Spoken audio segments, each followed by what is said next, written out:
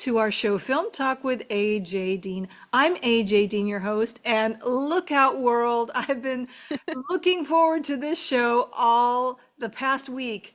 So excited. We have Siege Vega from Las Vegas. She is a screenwriter, director, actor, and novelist. Let's give her a super, super duper warm welcome. Hey, Siege, how are you, beautiful? How you doing? I am good. I'm so excited to be here, AJ. Thank you for having me. Too. Thank you for being here. You know, I do want to give, you're absolutely stunning and you look gorgeous, and I'm just so honored to have you as a guest. Before we start chatting, I want to hear everything about you, and I know other people do as well, but I do want to give a special thank you and shout out to Yvette Vargas. You know, because of Yvette, Mhm. we met in her writing accountability room, and of course, she's part of New Hollywood. I'm so proud of Yvette. She has a beautiful heart. We love Yvette. And so Love we want to Yvette. say thank you, right, Siege? We love Yvette. She's the best. She is. And you know, Yvette, thank you so much for bringing Siege and I together. You know, you're still going strong with the Writing Accountability Room on Clubhouse. And she does that. She brings great people together, doesn't she, Mhm. Siege? Yeah, she truly is a connector of people. We've met some amazing people. Obviously met AJ and then met James Moore and Adam Cloud. I mean, there's just made some great connections and wonderful friends through the new Hollywood group on Clubhouse and through Yvette. I'm so thankful and grateful. And you said it so Let's well. Get to it. I'm so excited to have you here, Siege. Now, in writing accountability, you've always been positive and supportive. You've always been wonderful, and we've talked and bonded over, I you found know, out that, are you Italian? I am. You're Italian. You're my Italian. Technically, I'm Sicilian, but Okay. You know yeah, what? I'm Italian. That's even better. That's even better. Can I say that? If So, you know, you know. if you know, you know. And, you know, that's where it all started in Sicily. You know, I've read a little bit of history on Italy, and I'm from the northern, my family's from the northern section, the We love our Capellini and Italy. Italy, don't we? Are you We do. proud to be Italian? Talk to me about that. I'm very proud. I'm a very proud Italian woman. My grandmother was the first Marialotta to be born in America. Just and I mean I have dual citizenship. I'm an Italian citizen and an American citizen. I'm very proud of all that is my makeup. My mother's Scottish and French, so I have some of that in me as well. But yeah, I'm really proud to be Italian, and I'm kind of like the keeper of the keys of our Italian heritage, and so I pass little things on to my nieces now as they're learning about their Italian side as well. I love that. You know, you're so important doing that because that's where the stories and traditions are passed down, like you mentioned. And you know, these are like recipe books and your family specific. Whether it's I don't know, good luck charms or words of wisdom, things like that. This is so so important. So thank you for doing that, Siege. Yeah, it's really neat because they're 8 and 10, and they'll come over to my house and we'll make something or we'll watch something, or like I have a piece of jewelry that is an Italian horn, which a lot of Italians wear. And the oldest is like, why do you have a chili pepper on your neck? I mean, let me explain to you why we wear the chili pepper. And so it's and then I'm teaching them the Italian language as well. We'll be cooking and I'm like, oh well, do you know what we call this in Italy? This is what we call this in Italy. This is what we call it here, but this is what we call it in Italy. So we throw little Italian words in, and so it just gives them a little taste of one part of them. I love that. I love that Speaking so though much. You know, of of chili peppers hanging around your neck. What does it mean, Siege? it is like the evil eye. It keeps away the evil eye. It is for good luck. We're supposed to technically be given them by a relative, usually when we enter puberty. And it does honestly look like a chili pepper. Some people wear I have a one that is it looks like it's gold. But some people wear them in silver. They're more common in the gold color, but also some people they'll be red, and that makes it even look even more like a chili pepper. I love that. I love that. You know, that folklore is so important because in the Italian custom, isn't it? You wear things like that as like a protection amulet, Mhm. right? Because everybody has, people know that there are jealousies and there are envies in the world. Is that right? Tell us a little bit about that, Siege. It's so fascinating. And we have the evil eye is a thing that we the maledico we worry about in Italy, and I wear mine. One, it is good luck. Obviously, it is a good luck charm. I wear it a lot for that reason, but I also wear it because I'm very proud of being Sicilian. I'm very proud of that. I'm proud of all of the sides that I have, facets of where we came from. But being Italian is a really big part of my life. And so I wear it, especially when I want to be reminded that I am a strong Italian woman. And Yes. so it's my way but it's also when I need a little added protection, Mm-hmm. I'll pop it on. I this is right up A my lot of alley. Mediterranean. I don't have an evil eye, so I don't ever. But usually the comment I'll get is, "Why are you wearing a chili pepper around your neck?" People will ask if I'm Mexican because they think it is a chili pepper, and then I explain, well, this is what it is. But what I find fascinating is with like the evil eye is a lot of Mediterranean, a lot of Latin cultures. We share the evil eye, Yes. and it looks the same in a lot of different cultures. It is very similar in the Greek and in the Italian and in the Sicilian and the Turkish and the Arabic, and then also in a lot of the Latin American ethnicities as well. We all kind of share a lot of similarities when you are a Latin based, because Italian is a Latin based kind of ethnicity too. So I like the bridging of all those different things too. So you can wear the evil eye, or I could wear my horn, and people will know. They're Yeah. like, oh, I know, I know that's the evil eye. That's the maledico. So I love the connection of that kind of stuff to everyone. So, I do too. I love the cultural richness of it. And who knows, I might go ahead and buy a horn myself or a chili pepper, right? yeah. You'll have to give me guidance though, because I'm not sure. I would need to know what it looks like. I'm not sure how the exact one, so might need to ask you. I will also do some pictures. Okay. I don't Wonderful. have it on today, or I would hold it up, but I'm not wearing it this Oh, that's evening. great. So, Oh, that's so great. I'm so glad you have it. And it's so wonderful to wear. Thank you so much, Siege, for explaining that because I find things like that fascinating. mhm. And I do want to talk about how, you know, you're an incredible, you do a lot of things. You play the violin, you're a musician. You had great education growing up. You went to University of Las Vegas, is that right? Yeah, I got my bachelor's from the University of Nevada, Las Vegas. Um, I I just recently got it. I was in my 40s when I got my bachelor's, and I'm in my 40s now. But I went back to school to get it, and I Wow. finished. And I'm currently finishing up my master's degree at Ashland University, and I'm doing that online predominantly. Beautiful. Well, congratulations. Thanks. And It's a lot of work when you're old. oh, what an achievement. Yes, because it's hours, right? When we were younger, it seemed to, I mean, maybe we could handle it, maybe all-nighters or the hours that you put into it, but my Mm-mm. God, gosh, how has it been? How It's have a you, lot of work. I mean, it's been rewarding, but it's a lot of work. yeah. Um, because I'm old. And I have all the things that being old comes that you could get. There's the day job, and then there's the side hustles and all these other things. As we say in Yvette's room, we call them the side hustles.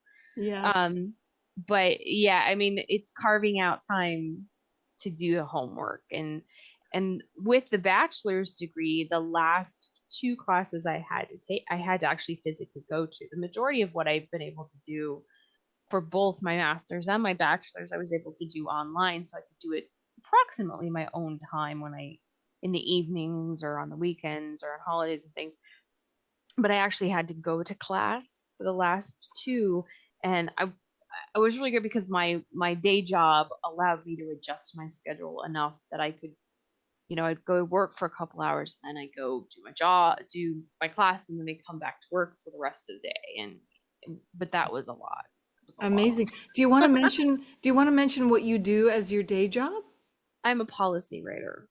I'm a compliance and policy. Well, technically, I'm a compliance and policy analyst, but I'm basically a policy writer. Wow. So is that for the government or the city or a corporation or? I work for a business in Las Vegas. I'd rather not Okay. say what it is, Sure, sure. But for a amazing. couple of different reasons. But I mean, later on, I can tell your agent, but I don't really want to say on camera. Okay. Wow. This is amazing because it sounds a very important position. I mean, you have to Sounds know cooler than it is. what's that? It's a lot of technical writing and a lot of governmentally kind of stuff. So it's a Wow. lot. It sounds cooler than it is. Well, Siege, I want to say thank you for your service and thank you for writing those policies because we need those in our world. The want other to share day something about when that, or did you want to Well, I talk? mean, a lot of what I do have to follow because I'm compliance. I'm in the compliance area, Yeah. so a lot of what I do, I have to be cognizant of governmental regulations and state regulations because of the nature of the business that I work for and what we do. Yeah.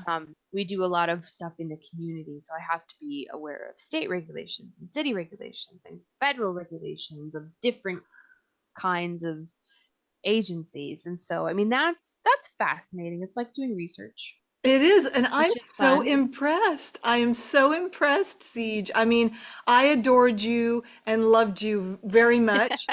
But my gosh, you're creating, good guidelines for our world. You're improving our world. And so thank you. Thank you for doing all of that. I know you might say it's just technical writing, but you know what? That is such an art form in itself. Technical writing and all of that. That is so creative.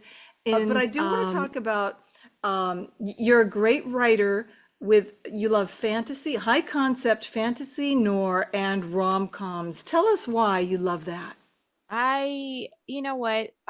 Okay, so noir is one of my first loves, but I will tell you, I took a film class many, many years ago, and it was a film noir class, and I hadn't actually had a whole lot of exposure to film noir up until that time, but instantly fell in love with the genre, and so I love to read noir as well. Like one of my favorite authors is James Elroy, who wrote LA Confidential and The Black Dahlia, and Megan Abbott, who is a female author, noir author who works in the space too. And so I fell in love with it. And so I have tried my hand at writing it myself. I love the darkness, the atmosphericness of it. I love the femme fatale. Who doesn't have a crush on Humphrey Bogart? I mean, but I like to say that my brain is a clown car for ideas because there's always things popping out and it's never quite the same. I don't really stick to one genre when I write. So, like Daughter of Fire, which we have a picture of, Yeah. that is that is actually the cover of the novelization of that particular story. And I've actually taken that and I've adapted into a screenplay, and it was chosen as an official selection at the Pasadena International Film Festival last year. I think it Wow. was last year. I think it was last year, or the year before, last year. Congratulations. Amazing. Thanks.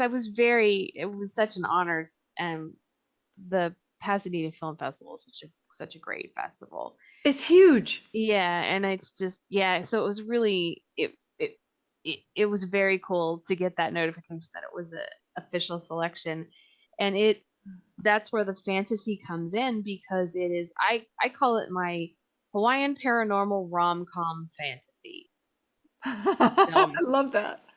because it deals with gods and goddesses of the Ooh. Hawaiian pantheon and Pele? Pele's in it. In fact, the main character, the female lead of the screenplay and of the novel, she is Pele's daughter, and so it's Amazing. that's where the Daughter of Fire comes into it. Oh So my gosh, yeah, it so sounds so great. I would love to read this. And how is it in, so it won a, you wrote it and then submitted it and it mhm. won in the Pasadena, that, I mean, everybody knows the Pasadena, right? Yeah, it was chosen as an official selection. Oh, It official didn't selection. win, but it got chosen as official selection.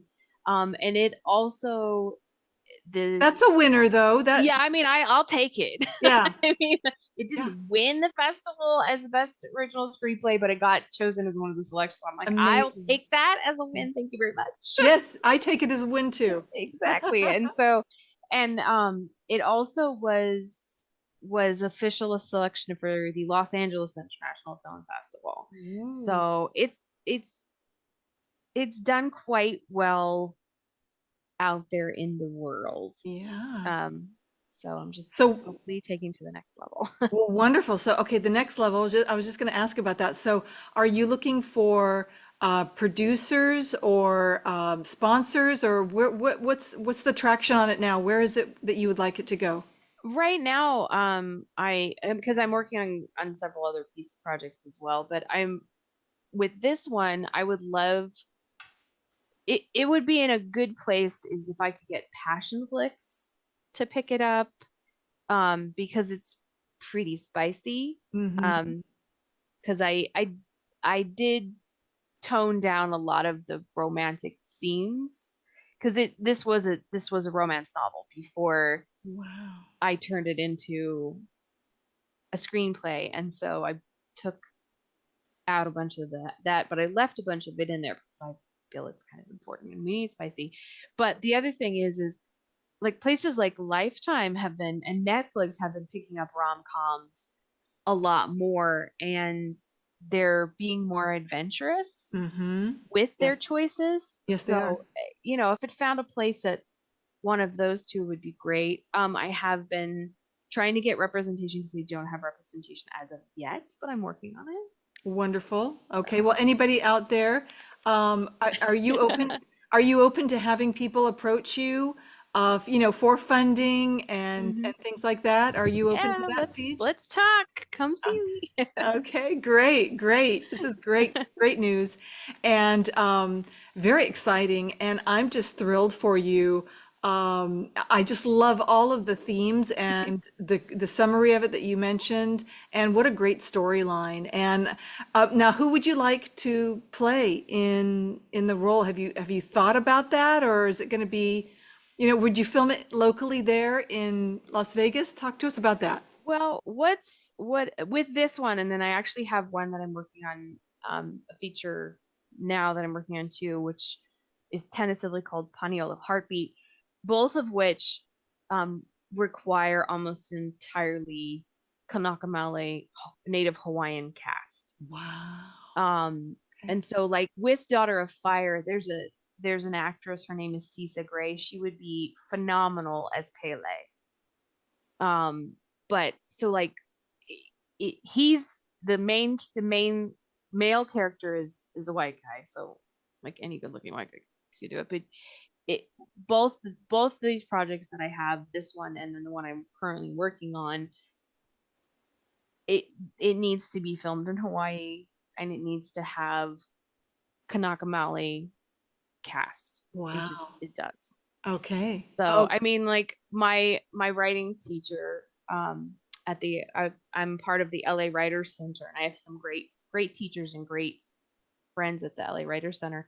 My teacher jokes that we should try to get it in the hands of The Rock, or we should try to get it in the hands of Jason Momoa, oh yes. because it's so heavy on the indigenous Hawaiian Polynesian culture. And I mean, I have a sci-fi television pilot that I've been working on that takes place in the future, and it takes place on a submarine, and Wow. it's basically if the kingdom of Hawaii had never fallen and they had become the most one of the most powerful navies in the world.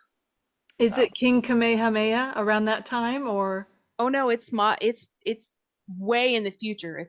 Oh, It's a futuristic, oh, I see. Yes. Okay. yeah, so So is it the line of King Kamehameha or his descendants? yeah, it's it well, in the pilot it's Queen Liliuokalani the third, Oh, because the last queen of Hawaii was Liliuokalani before the United States kind of took the islands.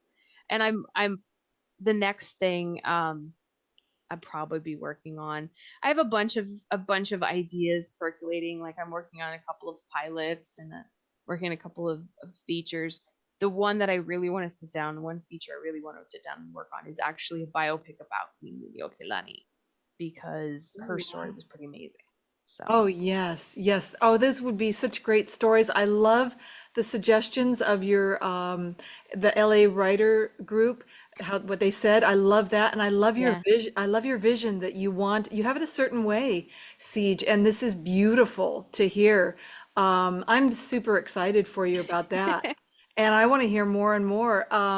So definitely anybody in Hawaii too who if they wanted to reach out, would you be wanting to talk, any filmmakers or, Absolutely. yeah, Absolutely. I think we need to have more Pacifica representation in yes. film and television now. I mean, we had things like Magna PI on television and Hawaii Five-O on television, and we have NCIS Hawaii. If you take those three shows, there's not a whole lot of actual Pacifica actors in it.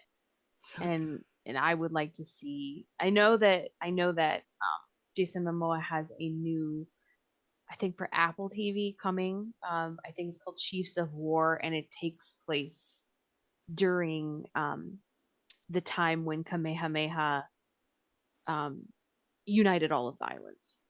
So, and amazing. it's predominantly a Pacific cast, which I dig. So, Amazing story. I would just love to hear all of these, and I want them all to come to the screen so I you can me watch. both. Yeah, yes, yes. And this is just so great to hear. I just love it. I'm wearing my Easter bonnet hat. I just want to say happy Easter to everybody because it's coming up. Happy Yay! And um, today is spring, first day of spring. first day of spring. Mm-hmm. Happy Ostera. So I'm just going to do this a little bit here, but I just wanted to mention that because, you know, holidays are important, right? To people. You speak And Italian, English, and your working knowledge of Hawaii. Well, that really helps with your production and mm-hmm. your these films that you want to have produced and filmed there with the actors. And so this is so amazing. I just love talking to you. Like you said, you were a finalist in the Script Lab in 2022 with Daughter of Fire, That was it. and and also I'm going to switch it up here to another one because this is so cool. We've got Mob Rules and Strike a Match. Now, you were the second rounder in the Launchpad pilot. That's like the TV series pilot. Is that right, Siege? Mm-hmm.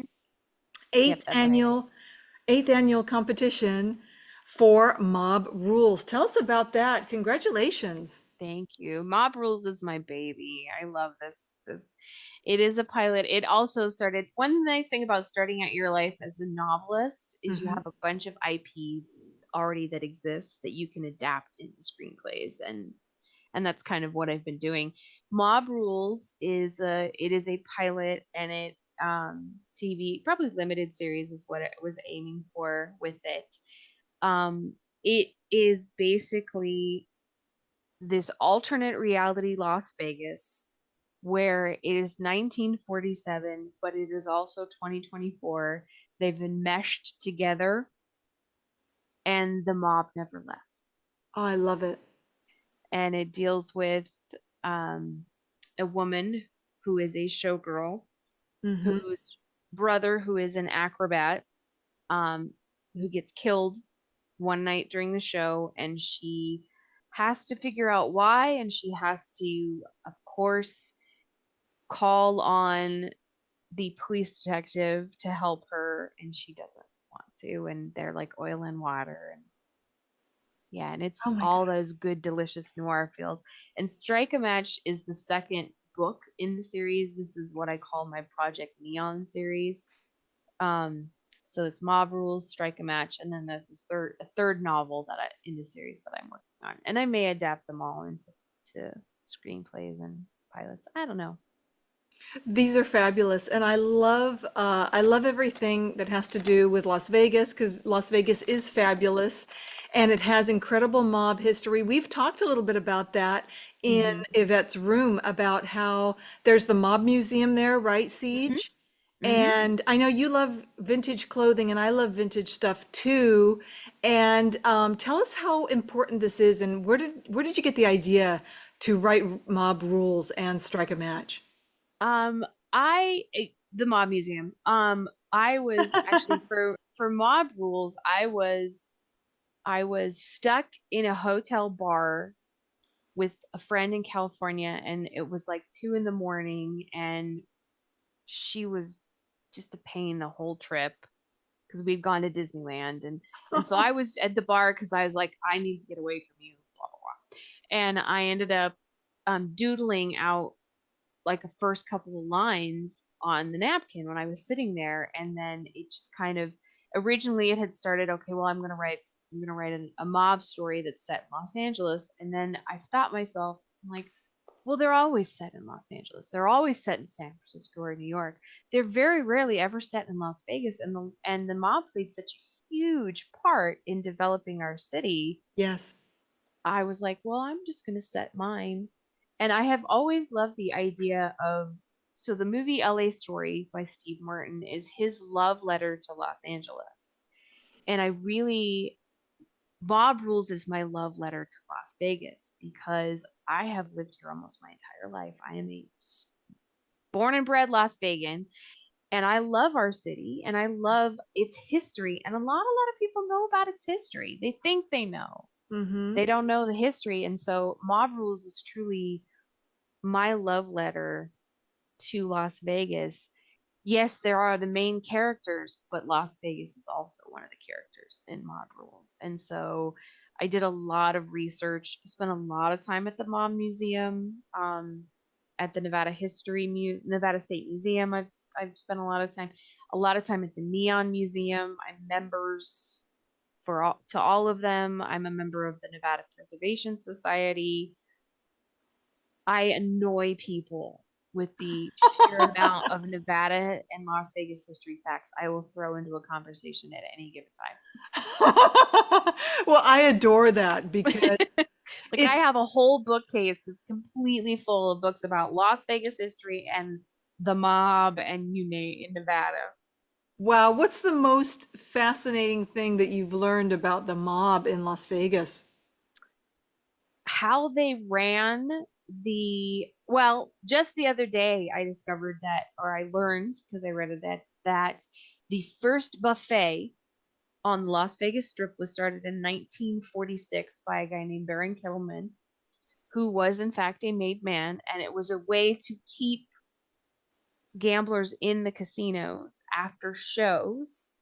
And so he decided to start a buffet dinner, and that's where it just took off from there. Just random things like that that make me happy.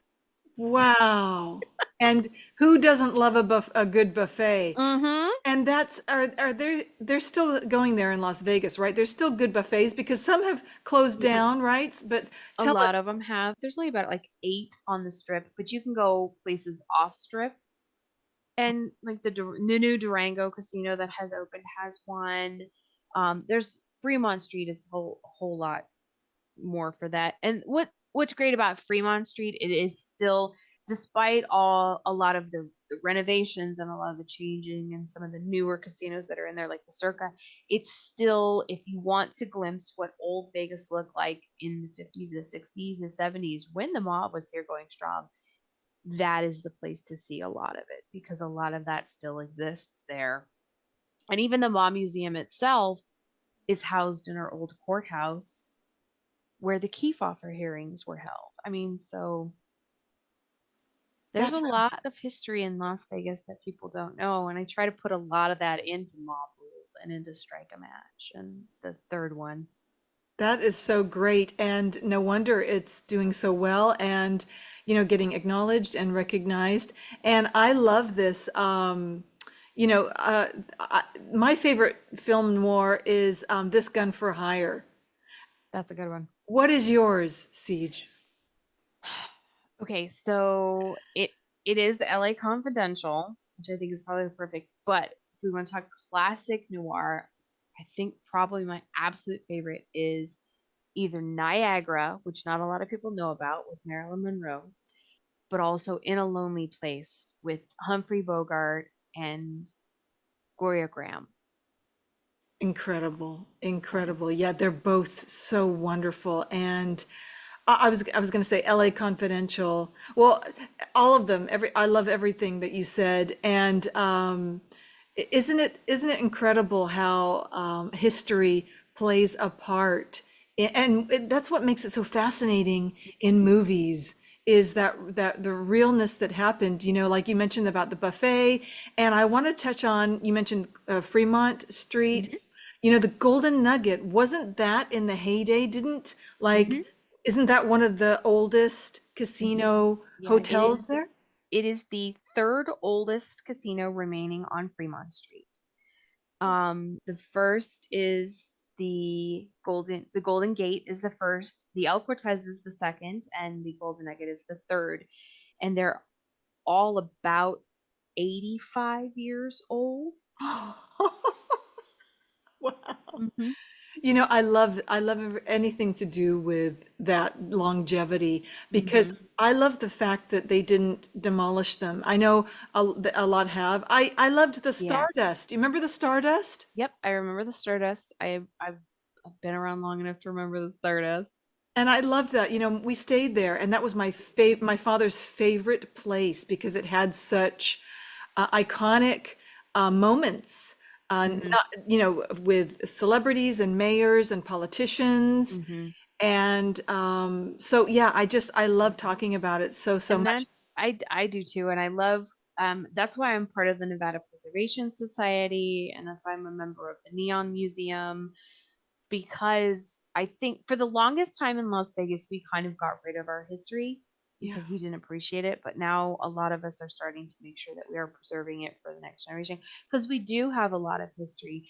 And there's there's a great documentary about neon signage, and one of the women, and I cannot remember her name, and I apologize, but she was head of the Las Vegas Visitors Authority for a really long time, and she said that kids from New York had Times Square. We had signs for the Riviera. We had signs for the Stardust. And I mean, we had Glitter Gulch and for anybody who doesn't know, Glitter Gulch, Fremont Street was Glitter Gulch. The part that is now covered in the canopy, that was what Glitter Gulch was. And you could go up and down there. You would drive up and down there and just look at the beautiful neon lights of Fremont Street. And so I love that. yeah. And I mean that's why I'm so glad the Circa decided to put the Vegas Vicky sign inside the building, because when they were demolishing that casino, they took her down, and really the story is that they took her down and they sold her to a private collector, but people like me and others got very upset because she is a part of Las Vegas history, Yes. and so they decided to keep her, and they had her renovated, and then they put her inside. So Oh, she's great. still around. It's like the Blue Angel too. So That is such a great story, and I'm so glad. And thank you for being a part of the Preservation Society. That's so important, Siege. And I just love that. I just love talking about this. This is so great. any On my, excuse for me to talk about it, and I'll do it. yeah, yeah, you're just so wonderful. You're just absolutely wonderful. And I do want to ask, where's the traction on these productions? Are you casting? What's going on in your mind for your goals for these two? Well, Mob Rules is currently it is out on a couple of contests, so we're going to see where it if or where it lands with that. Okay. I'm also meeting with James Moore on at Roadmap Writers next month. We're going to talk about Mob Rules because he's taken a peek at it. Um, Hi, my James. Hi James, we love you. Love you. Through the Writers Center, I have taken a pilot class with a gentleman who is a Hollywood showrunner, and he's been around for a very, very long time.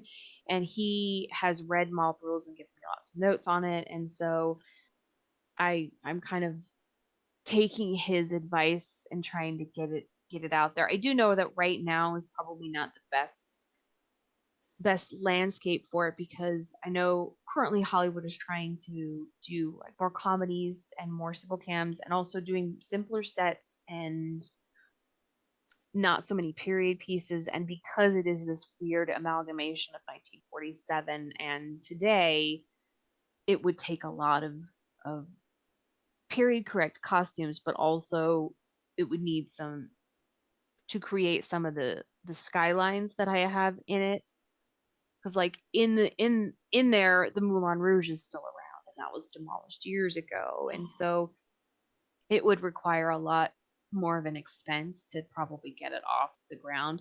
I have toyed with the notion of going ahead and turning it into a screenplay, and perhaps approaching it as a screenplay instead of a limited series TV, which is what it is right now. But Those are nice options. There's, yeah, I mean, it's always an option. yeah, yeah. And I could see it either way because I just love the story. I love the posters that you've put together. It it definitely gives that. I love the you thought about the font, Mob Rules. I just love how you put it all together. And Taria Reid of the Reid Files, who does she does also lots of romance novels and book covers. She actually created the cover for Mob Rules, so so that's all her. so great. And I love the red dress. And I'd wear that red dress. I don't know how if I could fit into it, but I would like. But I'd try. And also the guy with the typical, it's very sleek, sideways looking with the sunglasses on, just really captured it very well. So bravo. Yeah. Ultimately, what I would love is like something like this to maybe get, because I mean, you shoot for the fences with this kind of stuff. And I mean, I just recently read that Margot Robbie's production company has bought the rights for the Thin Man series, which is the Dashiell Hammett, Nick and Nora Charles, which I love the old Myrna Loy, William Powell movies. I mean, it's like hey, Margot Robbie, you want to read Mob Rules? Because it shows you that I can write noir. Maybe I can write your Thin Man series for you. Yeah, And so you always have those pie in the sky dreams that go along with it as it's so much fun. It's so much fun to dream. And well. and you're right. Excuse me. I love that. I love hearing that, Siege. Excuse me just for a second. Gotta stay hydrated. I gotta stay hydrated. Oh, so great. Thank you for that. And I had a little bit of something in a frog in my throat. Okay, so yes, so if any producers or producing partners would like to, I mean, I just am so excited about this. Please keep me posted. I But if there's will, any yeah. producers out there, partners, funding that would like to, anybody at Warner Brothers, any of our contacts that we Yeah. know, Hit me get up. in contact. Yeah, get in contact Yeah. with C. There's another project that I'm working on. I think I'm actually going to try to um pull in a vet and do a proof of concept and film something myself for it, Cool. because it is set at Amargosa Valley, which is also Death Valley. Oh, I kind of just want to grab a bunch of friends and put them in 1930s costumes and go down to yeah. Can Death I Valley, which is like 2 hours away. can I volunteer? Of course, of course. I'd love to get me in one of those. I just put a fedora. I'll bring my own. See, Yeah, you want? the one that's set in Death Valley is 1930s Death Valley. So Wow, wow, yeah, just I love it. call it I call it Boardwalk Empire meets Yellowstone. Oh, yeah, that's great. That is great. That's perfect. I'm super excited about that. So please keep us posted and Absolutely. fabulous. And I'm just going to keep them up there because they're so great. I just like to look at them and I want everyone to just take all of that fun imagery in because it's so great. Siege, what is the most important lesson you have learned being an actor, musician, singer, and screenwriter in the entertainment industry? Wow, that's a tough one. Um, as I've gotten older, the lesson I've learned is that it is not too late to follow your dreams. I think I think in all of those aspects of our industry, whether it be writing, directing, acting, music, whatever, I think there's this preconceived notion that people think like once you hit a certain age, you might as well just quit. And I refuse to to give in to that. Because I am a lady of a certain age, but that doesn't mean that I can't write and I can't direct and I can't do all those things that I did before. So Yes. there's always that. And then what I would always what I would always want to say to younger kids, because I meet them in my acting in the community and so forth, is you're always given that if you can think if this is the only thing you can think of doing, you only see yourself as a writer, you only see yourself as an actor or director or multi hyphenate. If that's the only thing you can ever see yourself doing, then you need to pursue it. Yeah. And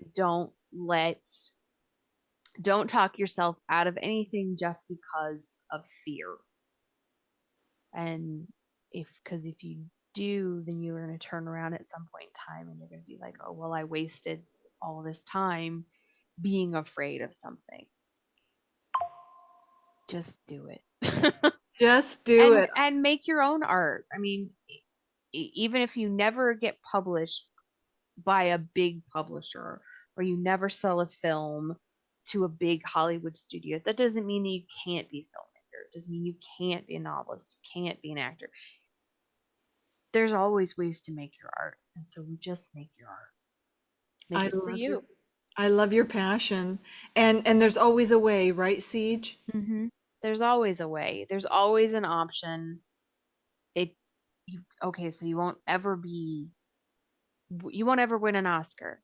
Doesn't mean you can't do a great job in a community theater or a regional theater production. Yes. So it just and if that isn't enough, make just make art for yourself. Mm-hmm. As long as you get it out there in the world, you're doing good.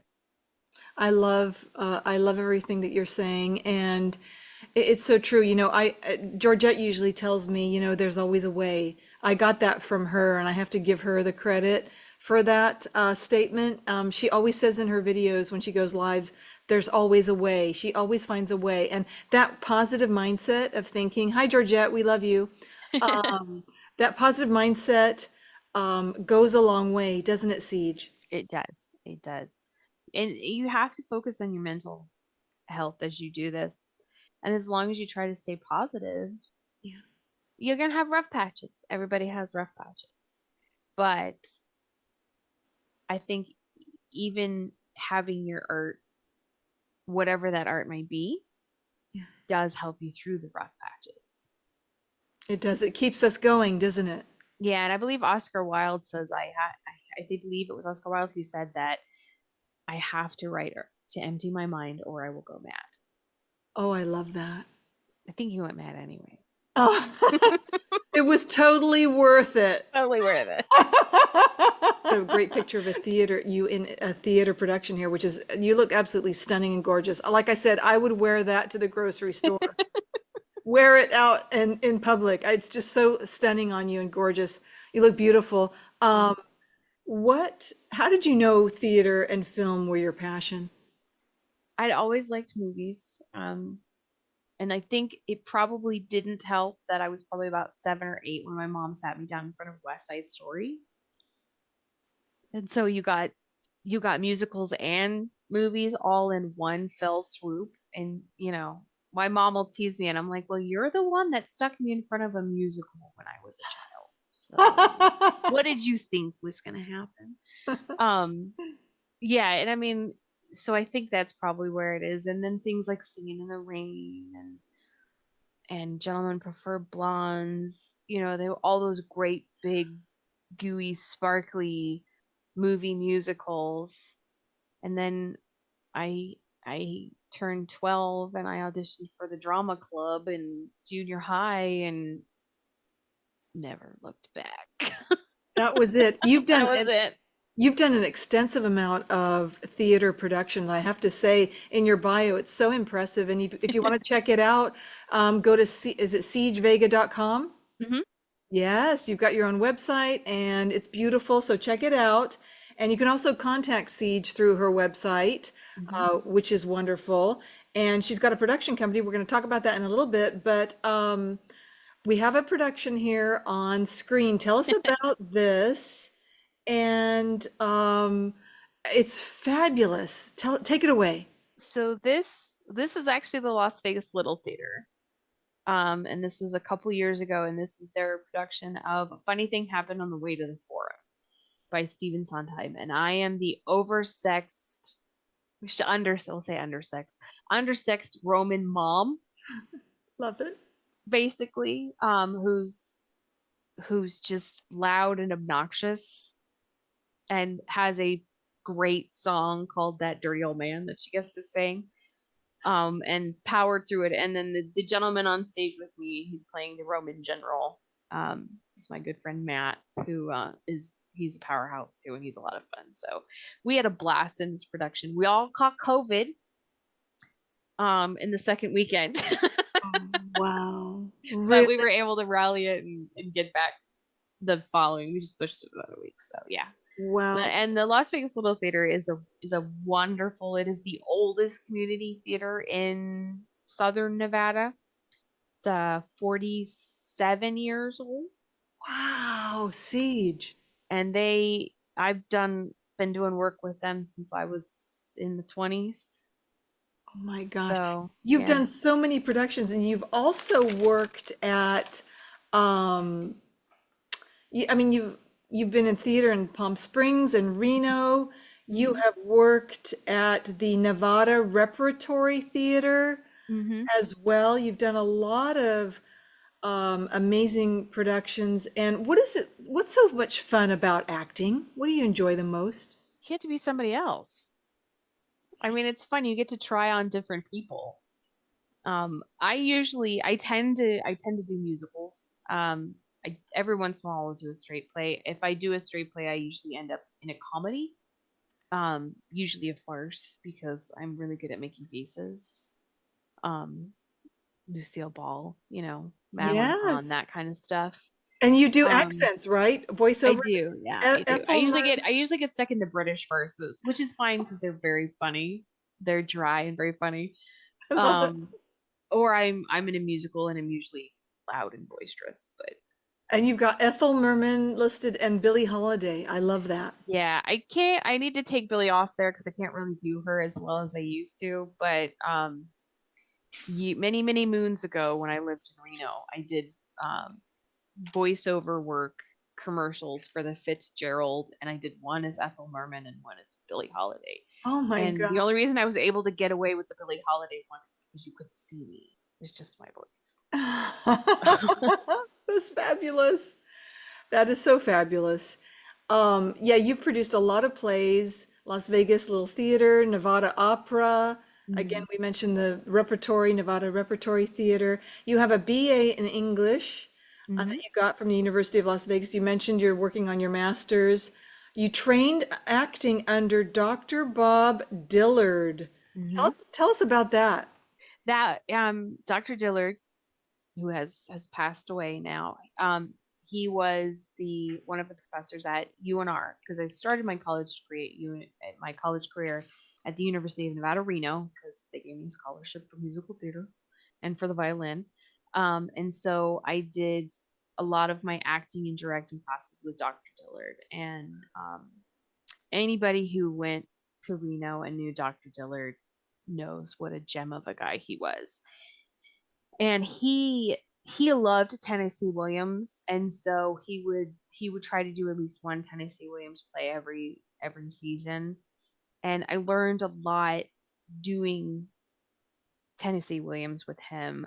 But the other thing that he would do is he taught me a lot about directing in the round, which I hadn't ever done before until I went to college.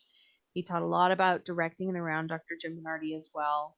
Um, and I love doing when I direct, I love putting things in the round because of the things that I learned from Dr. Dillard and Dr. Bernardi. So Incredible. they So both have passed and they'll both be very missed. Legends in Nevada, in the Reno theater world. amazing, amazing. And they loved the classics and, Tennessee Williams and all of that. Mhm. That's wonderful. Is that where you learned your set designing and designing sets through that? I am not great at set design, but when I do shows, I work with some really amazing people who help me with sets.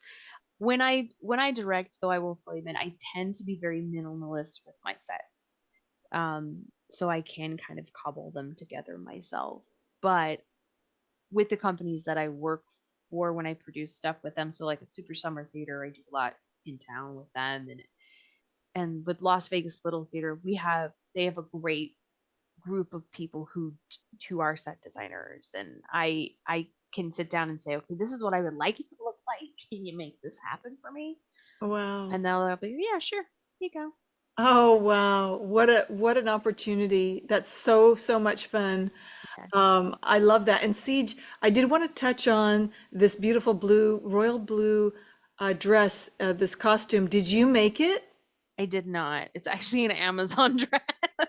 It is? It Wow. is. It It's, is an Amazon dress, and then of course I added gold axe because she's Roman.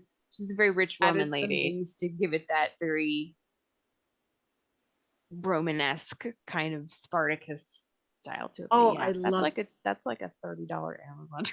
oh my gosh, I love it.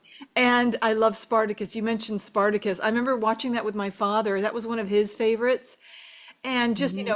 we used to call him Kirk the Douglas, you know, and he was just so great, right? Mhm.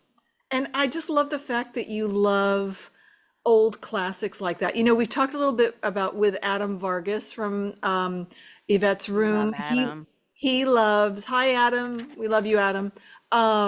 He loves vintage and classics, and they're great, aren't they? Don't you think, Mhm. Siege? Yeah, and I've just recently discovered, I'll give a shout out.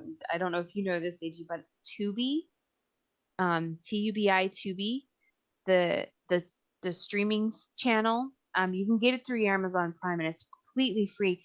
They have just this just this dearth of old classic, like pre-code 20s, 30s, 40s films that you can watch. And I mean, they have ads in them, but the ads are not intrusive at all. And so, like the other night, I watched Babyface, which is a pre-code, I want to say 1930s with Barbara Stanwyck. And Oh, it was real racy for the 30s. But yeah, it's like they have that. I've recently just discovered this. They have a ton of these old, like old classics that you can just watch for free on Tubi. And I'm like, this is wow. nice. Yeah, so Thank you you want to so watch something you much. don't know, there it is. And I mean, Thank Amazon has some as well, but I think YouTube has more. Really, I'm going to check that out. Thank you Mhm. so much. And thank you for sharing that with all of our viewers as well. I know because they love movies too, and we love Mhm. free. So thank you Mhm. so much, Siege. And I did want to ask you, speaking of movies, what movie should everyone see?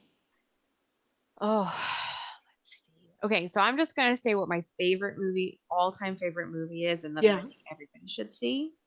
Especially if you want to write rom-coms, you should see Moonstruck with Cher and Nicolas Cage and Olympia Dukakis and Vincent Gardenia and Danny Aiello, written by John Patrick Stanley, who was such a great playwright, and then he wrote this, and then it was directed by the legendary Norm Jewison.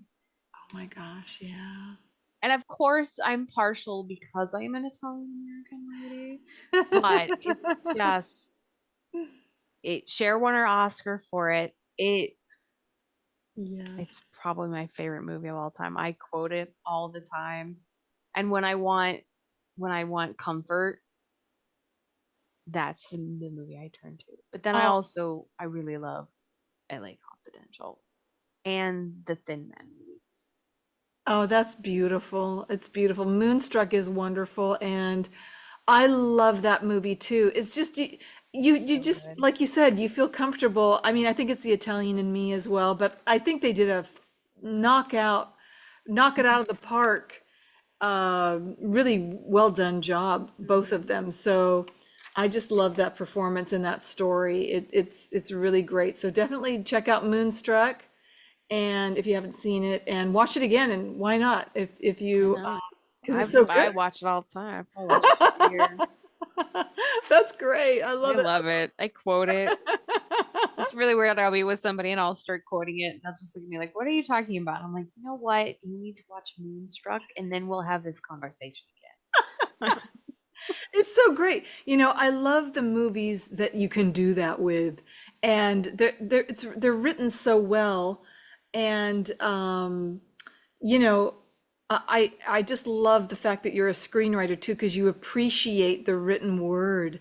And it takes a lot to Mhm. make something so good like that. And I did want to ask you about your worst, could you share with us your worst audition or some type of experience that you gained from that it was it really it didn't come or didn't turn out the way you thought it would.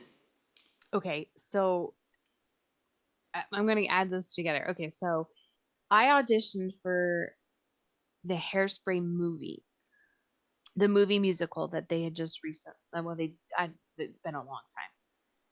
So I was in my 20s.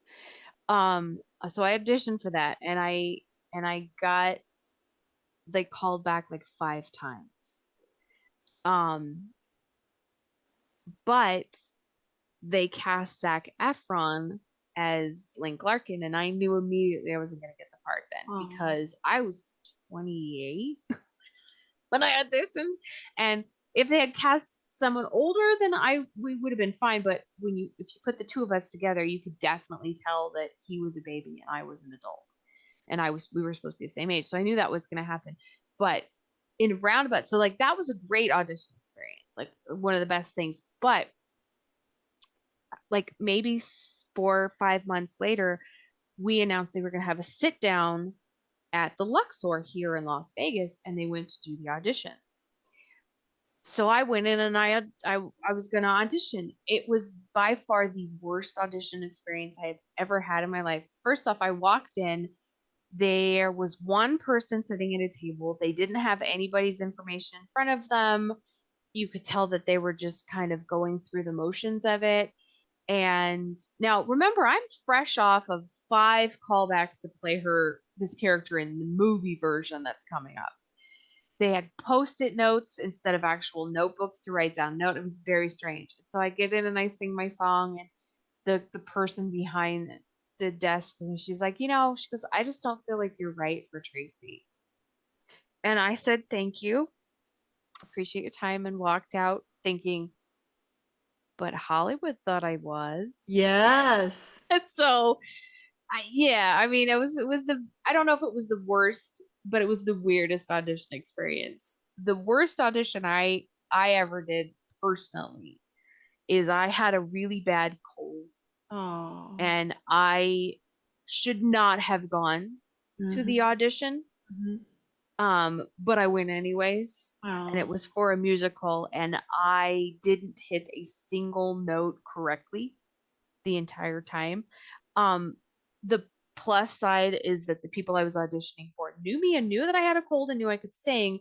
And so they said, "Can you sing this 16 bars of the character we want to hear from you so we can kind of screw that up too?" So, Yeah, yeah. it's so hard when, you gave it your best when you're sick and you have a cold, Siege. I Yeah. mean, you know, credits and A plus for your effort for doing that. It's so I tough should have though. probably not done it. It should have been one of Oh, those things where I said to myself, going, "You're not, this isn't going to be good."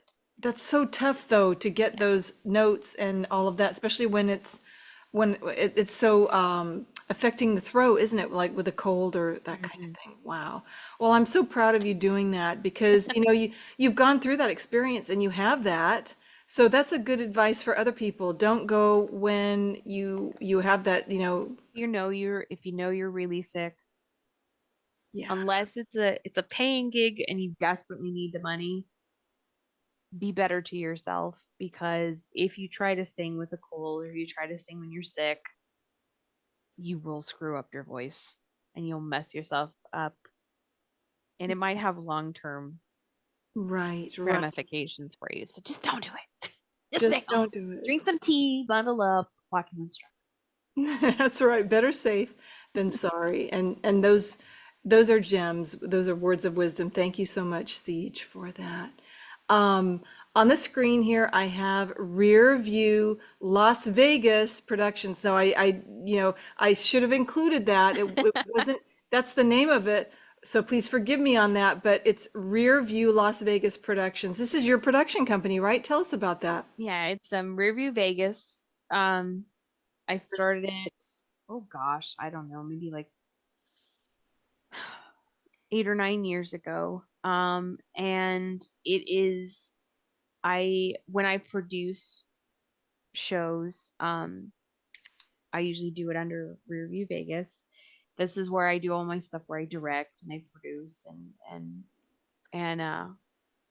if I venture into filming my own features and such, I'll do it under Rearview Vegas. It makes So it easier, especially when like I go in, and I will occasionally I will do shows with Super Summer Theater, which is here in Las Vegas, and or with Las Vegas Little Theater, or I work, sometimes I'll do things in conjunction with A Touch of Mystery, and then I just do it under the Rearview Vegas kind of umbrella, and it's it is nice to have your own production company, because you can go in and be like, okay, this is me, this is the things that I do. The last show we did was the Rat Pack Lounge, which wow. got we got shut down because COVID. But before that, we did the Andrews Brothers, and so basically, it's small. I like to do small, independent kind of jukebox musicals and just feel good stuff. But as I said, if I end up filming my own work, it's definitely going to get a review, I guess. That's wonderful. I love that. And Siege, I did want to ask you, we're going to have to start wrapping the show up. I'm so sorry, but it's gone so fast and I've enjoyed this so much. But I have a few more questions Mhm.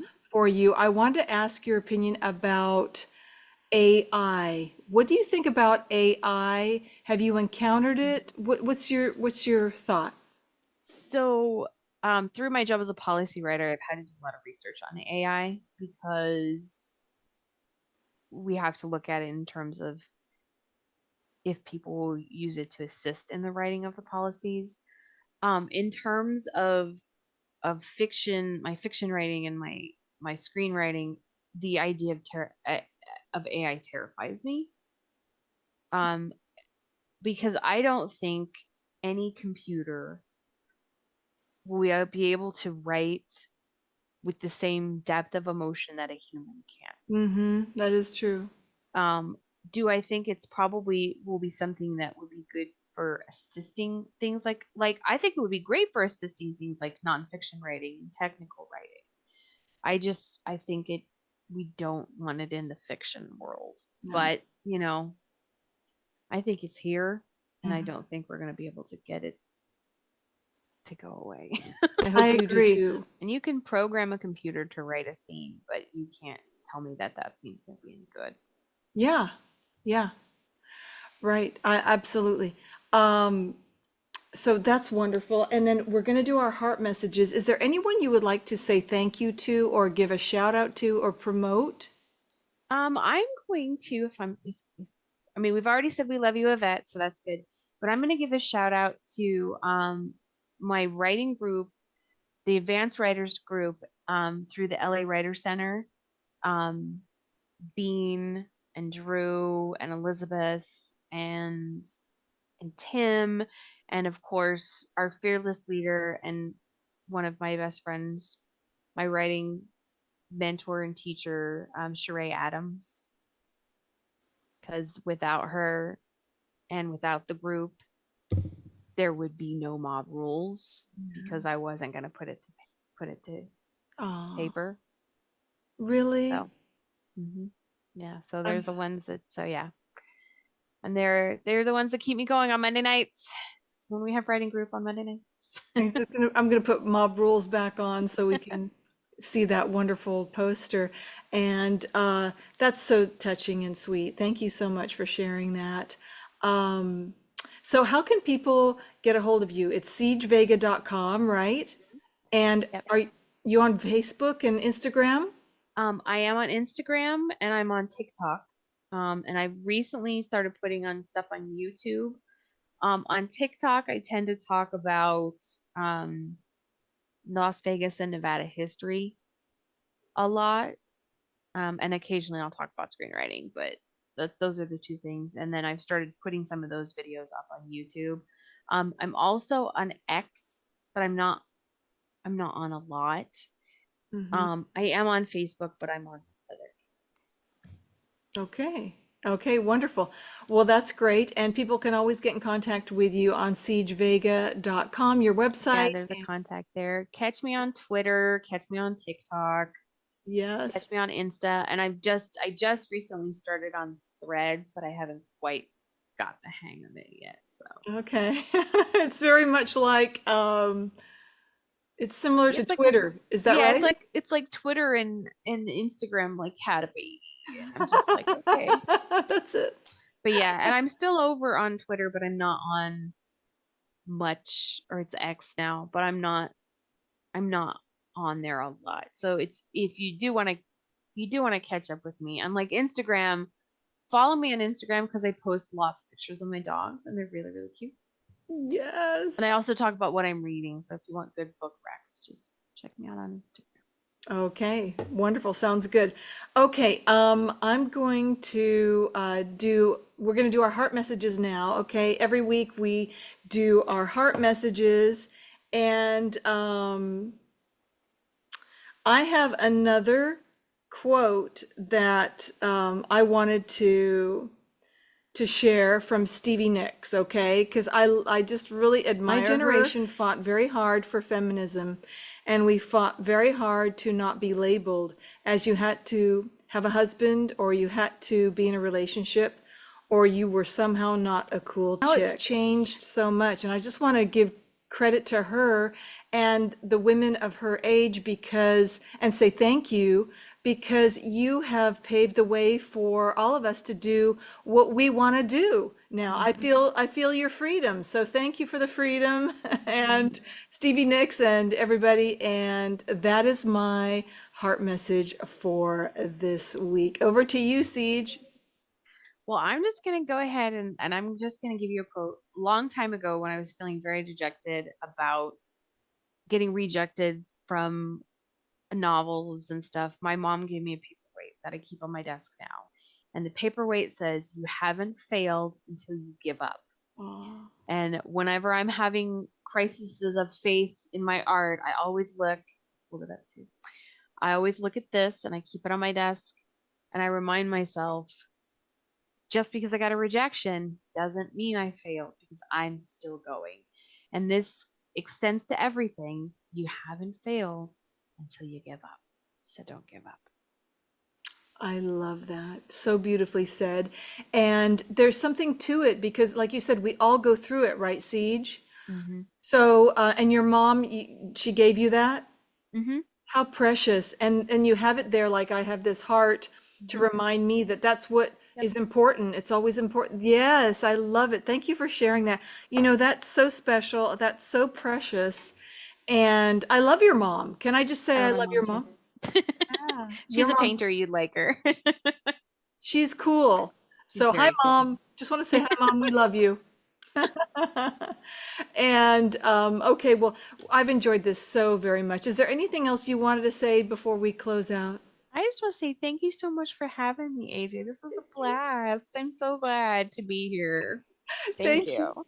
Thank you. You know, I've been wanting to have this show, looking forward to it so very much, Siege, because you are such a quality person and you're Thank you. beautiful, you're gorgeous, Thank and you you. know, your heart is just like it's top class. It really, really is. It's way up there.